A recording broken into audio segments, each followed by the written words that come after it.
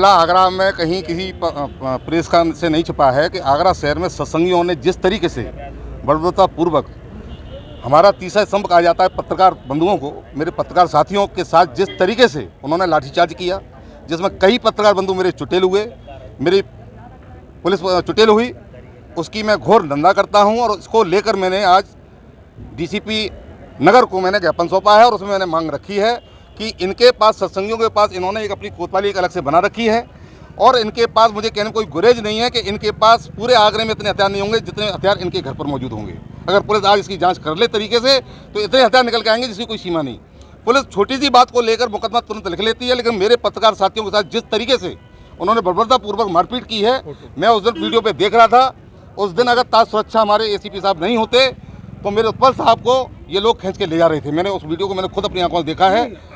और ये है कि लगता क्या है कि जो पुलिस पे हमला हुआ, पत्रकार पे हमला हुआ और FIR नहीं लिखी जा रही है, तीसरा दिन है। हाँ, ये क्या कारण है? ये कारण ये हो रहा है कि ये लोग किसकी वजह से चुप बैठे हुए हैं। हमारे प्रदेश के मुखिया योगी आदित्यनाथ जी, नेक्स्ट भी कोई अगर बात होती है तो उनका बुलडोजर तुरंत तैयार होकर चल देता है। ऐसी क्या बात हो गई है शासन में कि इन्होंने पत्रकार बंधुओं के साथ जिस तरीके से बदतमीजी हुई, पुलिस के साथ जिस तरह से बदतमीजी हुई, ये FIR लिखने को तैयार नहीं है। अगर मैंने 7 दिन का अल्टीमेटम यहाँ दिया है, अगर 7 दिन के अंदर FIR नहीं लिखी गई, मैं दोबारा यहाँ पर बैठ के इनका घेराव करूँगा। मैं किसी भी कीमत पर नहीं मानूंगा। अखंड भारत हिंदू महासंघ का मैं प्रदेश का अध्यक्ष हूँ, मेरे द्वारा राष्ट्रीय अध्यक्ष बैठे हैं, मेरे साथी बैठे हैं और आप लोगों का मुझे सहयोग मिला है पूरा। मैं उसके लिए तहे दिल से सब पत्रकार बंधुओं को धन्यवाद देना चाहता हूँ। देखिए, आज यहाँ पर पत्रकार के कुछ साथी और कुछ एक संस्थान के कुछ लोग, उनके द्वारा एक ज्ञापन दिया गया है 23 और 24 सितंबर 2023 को घटित हुई इस घटना के संबंध में। इस ज्ञापन को वरिष्ठ अधिकारियों तक मेरे द्वारा पहुंचाया जाएगा और वरिष्ठ अधिकारियों और शासन से जो भी निर्देश निर्गत किए जाएंगे उनको लेकर आवश्यक त्वरित कार्रवाई की जाएगी।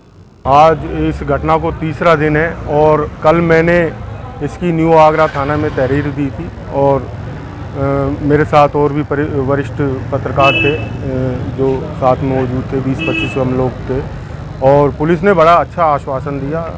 इंस्पेक्टर साहब ने कहा आप चिंता ना करें, पूरी कार्रवाई होगी और मुझे मेडिकल के लिए भी भेजा और मैं भी निश्चिंत था।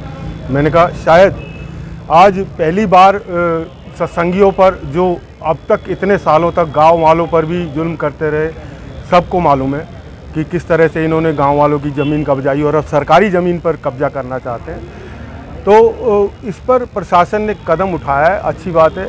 लेकिन जिस तरह से आज दूसरा दिन हो गया और फिर मुझे पता लगा कि उपल जी आपकी रिपोर्ट दर्ज नहीं की जा रही है, तो मैंने कहा शायद जो मैं सोच रखता था योगी जी के बारे में, जो इस सरकार के बारे में कि शायद इस सरकार में न्याय मिलता है, पॉजिटिव सोच रखता था, तो शायद मुझे लगता है कि इस सरकार में भी जो चौथा स्तंभ है वो सुरक्षित नहीं है और ना कि सुरक्षित नहीं है बल्कि उसको न्याय भी नहीं मिल पाता, जिस तरह से कि मैं अपने आप को देख रहा हूँ। आज भी कुछ न्याय आश्वासन मिला है? नहीं मिल पाया आज? नहीं आश्वासन ही मिला है। जब पूछा गया कि इस पर आप क्या कहेंगे कमिश्नर साहब की एक रिपोर्ट अभी तक दर्ज नहीं की गई, कब की जाएगी वो रिपोर्ट, और जब पत्रकार भाइयों द्वारा ये पूछा गया उनसे सवाल, तो उन्होंने इस बात का गोलमोल जवाब दे दिया और ये कहा कि हाँ हम कार्रवाई करेंगे, लेकिन ये नहीं कहा कि हम रिपोर्ट दर्ज करवा रहे हैं।